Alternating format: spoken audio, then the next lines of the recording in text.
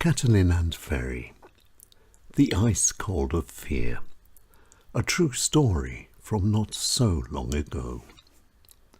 Budapest, 1974. Autumn was passing into winter, and the cold was increasing each day. But in the heart of two very young people was the heat of excitement. Katalin and Ferry were getting ready to flee.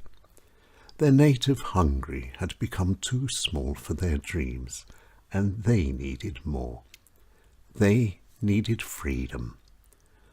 But legally leaving the East was no easy thing. Permission was needed. But how? The answer was relatively simple. Having just completed their medical studies, a trip to Leningrad was nothing unusual. Many students did it, and to this end, Katalin and Ferry had joined the Hungarian Communist Youth Organization, KIS. And because Katalin and Ferry were party members, the Ministry of the Interior had automatically approved their application for travel to Leningrad and this was unusual, a 2-day trip to Helsinki as well. A ministry stamp on their already KIS-approved application forms had been nothing more than a matter of form. If KIS says yes, then everyone else says yes as well. But there was something that neither KIS nor the Ministry of the Interior had known.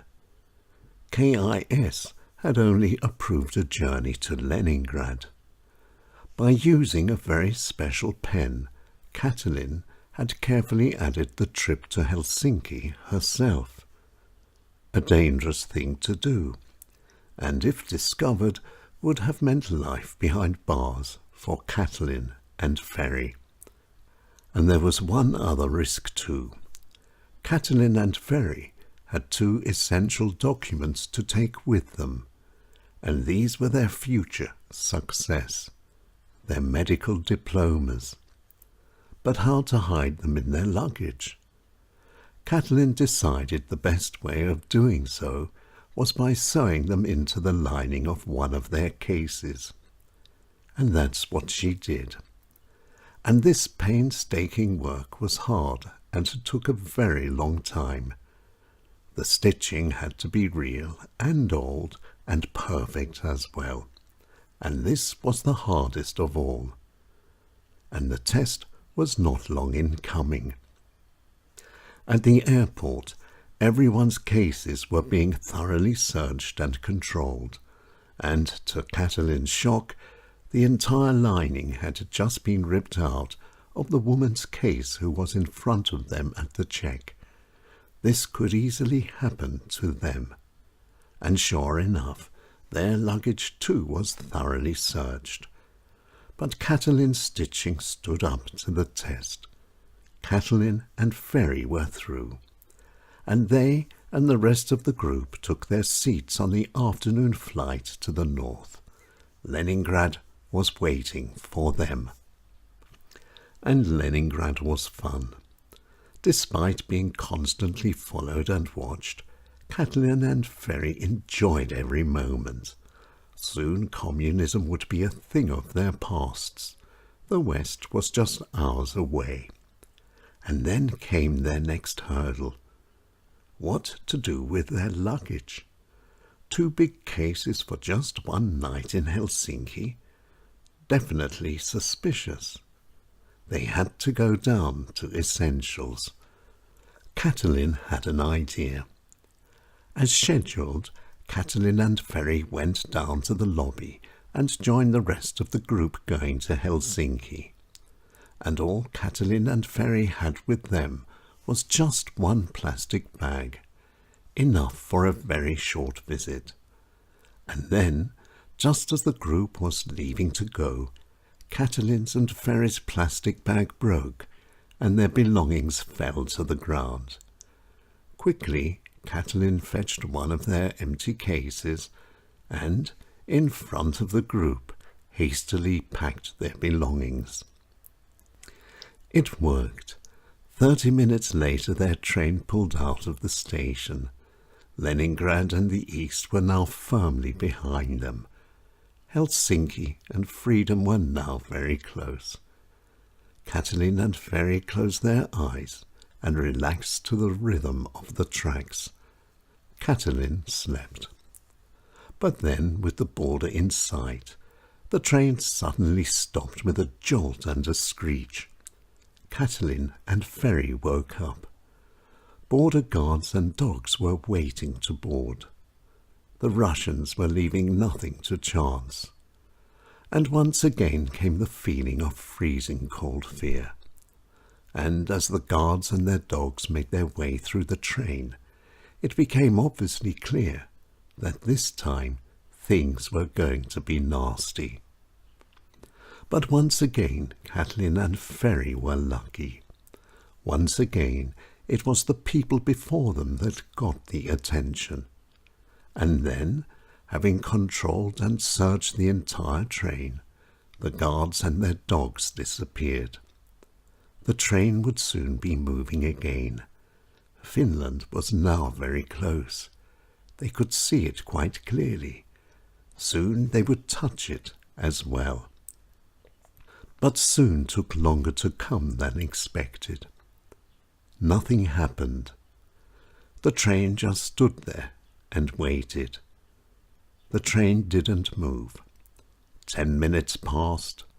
An hour went by. 2 hours went by. What was happening? Nobody knew, and nobody dared ask. The risk was too great. Freedom was just down the road, but would they ever get there? Everyone was nervous. And then, with a jolt, and then another jolt, the train started moving again. Slowly at first, then faster and faster. But still the silence remained. No one believed they were moving.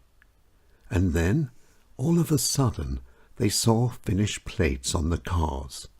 They had gone over the line and passed into freedom. They had arrived, and then the cheering broke out. And Helsinki was 2 days of fun and discovery, a taste of life in the West. Helsinki had shops full of goods.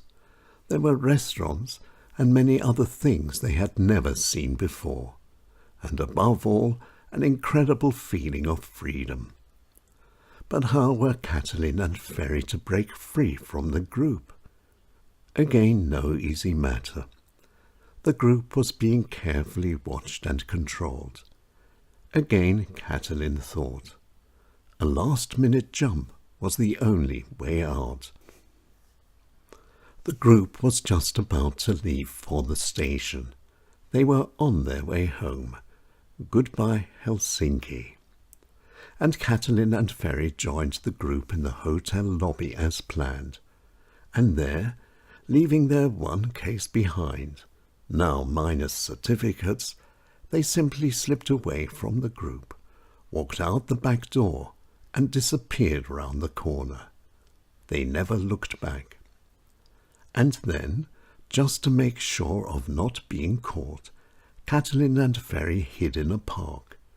And long after dark, Katalin and Ferry made their way to the port and over to Sweden by ship.